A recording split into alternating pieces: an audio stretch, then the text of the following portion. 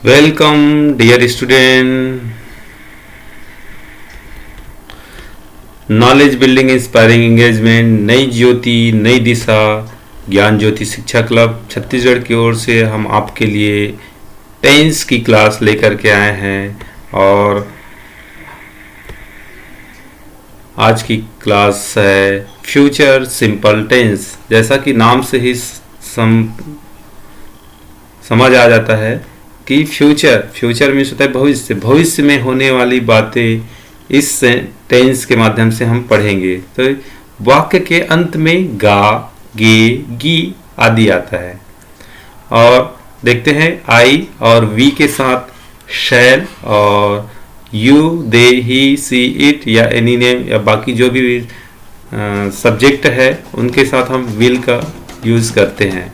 ये जो है पुराने इंग्लिश के माध्यम से शैल और विल का यूज करते हैं, लेकिन मॉडर्न इंग्लिश में आज के समय में सभी सब्जेक्ट के साथ विल का यूज करते हैं। लेकिन हम यहाँ इस सेंटेंस में या इस टेंस में हम जो है पुराने इंग्लिश पद्धति शैल और विल के यूज बताएंगे। देखते हैं अफर्मेटिव सेंटेंस में सब्जेक्ट, फिर हेल्पिंग वर्ब है शैल और विल, फिर वर्ब का फर्स्ट फॉर्म, फिर ऑब्जेक्ट, फिर अदर वर्ड। निगेटिव सेंटेंस में सब्जेक्ट के साथ शैल नॉट या विल नॉट, फिर वर्ब का फर्स्ट फॉर्म, फिर ऑब्जेक्ट, फिर अदर वर्ड। इंटेरोगेटिव सेंटेंस में जो हेल्पिंग वर्ब है वो पहले लग जाता है शैल या विल, फिर सब्जेक्ट, फिर वर्ब का फर्स्ट फॉर्म, फिर ऑब्जेक्ट, फिर अदर वर्ड और अंत में क्वेश्चन मार्क। इंटेरोगेटिव सेंटेंस में हर क्वेश्चन में क्वेश्चन मार्क लगेगा। ये उनकी पहचान का तरीका है।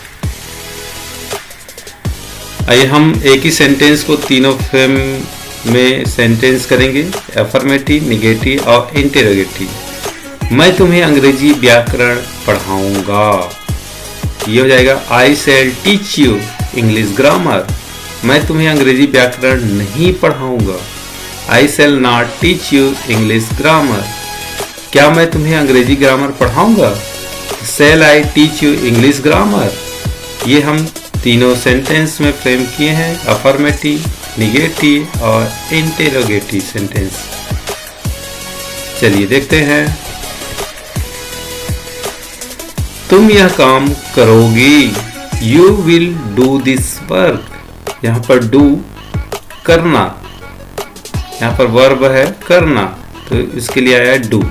You will do this work, तुम यह काम नहीं करोगी। You will not do this work, क्या तुम यह काम करोगे? ये हो जाएगा will you do this work, will you do this work. हम 31 दिसंबर को पिकनिक जाएंगे। ये हो जाएगा we shall go to picnic on 31 December. हम 31 दिसंबर को पिकनिक नहीं जाएंगे। We shall not go to picnic on 31 दिसंबर। क्या हम 31 दिसंबर को पिकनिक जाएंगे?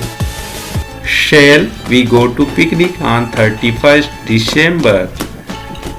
चलिए आगे देखते हैं हम। वे न्यू ईयर पार्टी में मुझे आमंत्रित करेगा।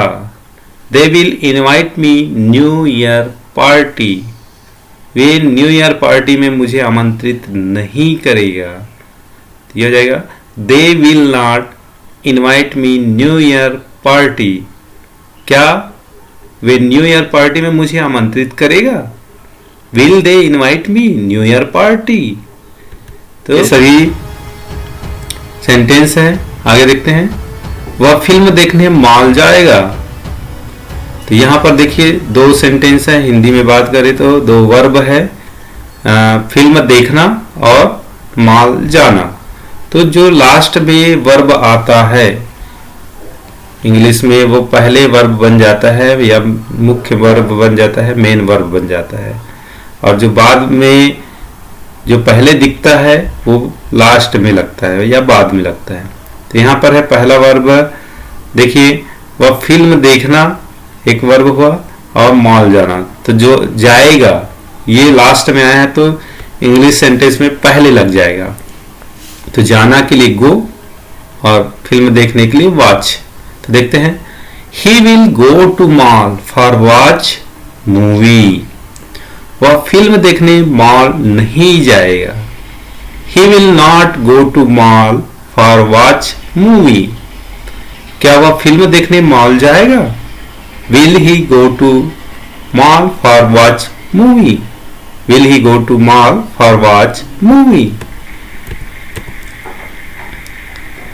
वह अपने पिताजी के साथ रुकेगी. She will stay with her father. वह अपने पिताजी के साथ नहीं रुकेगी. She will not stay with her father. क्या वह अपने पिताजी के साथ रुकेगी? Will she stay with her father? चलिए आगे देखते हैं. राधा स्टेज पर नाचेगी. तो Radha will dance on the stage. Radha stage पर नहीं नाचेगी. Radha will not dance on the stage. क्या राधा स्टेज पर नाचेगी? Will Radha dance on the stage. तो इस प्रकार से हम तीनों फ्रेम को एक साथ कर रहे हैं. अफर्मेटिव, निगेटिव और interrogative.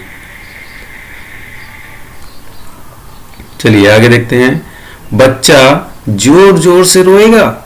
The child will cry loudly. बच्चा जोर जोर से नहीं रोएगा.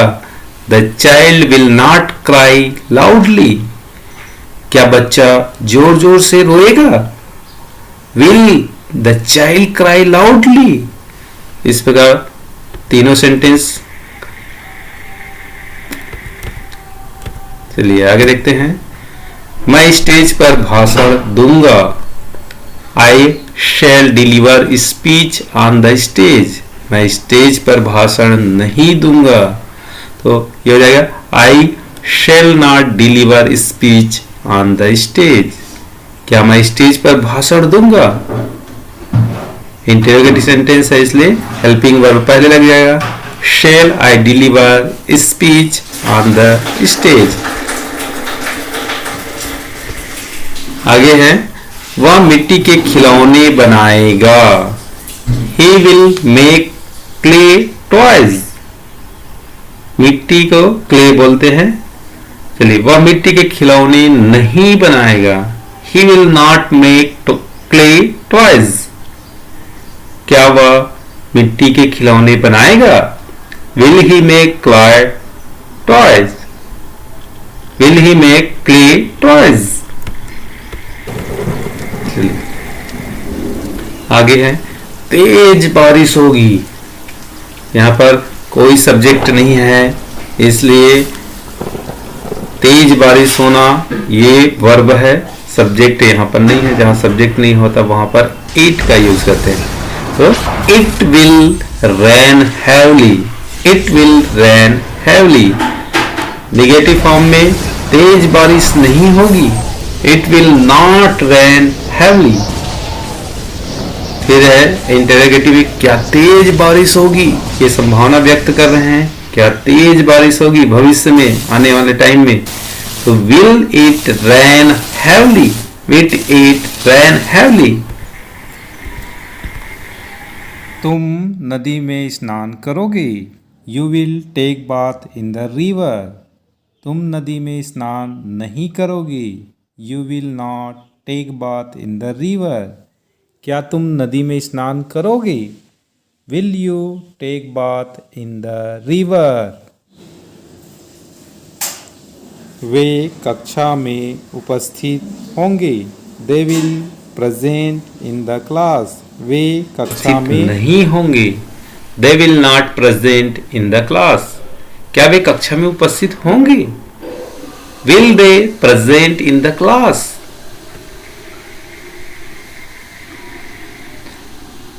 तुम इस दिवाली नई कार खरीदोगी. ये हो जाएगा you will buy a car this Diwali. तुम इस दिवाली नई कार नहीं खरीदोगी. You will not buy a car this Diwali. क्या तुम इस दिवाली नई कार खरीदोगे? Will you buy a car this Diwali. You will you buy a car this Diwali. जज अपराधी को सजा देंगे, तो जज विल पनिश द क्रिमिनल, अपराधी को क्रिमिनल बोलते हैं। जज विल पनिश द क्रिमिनल, जज अपराधी को सजा नहीं देंगे। जज will not punish the criminal, क्या जज अपराधी को सजा देंगे? विल जज पनिश द क्रिमिनल।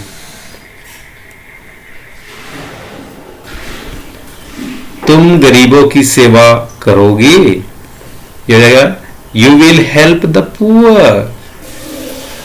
तुम गरीबों की सेवा नहीं करोगे, you will not help the poor, क्या तुम गरीबों की सेवा करोगे? Will you help the poor.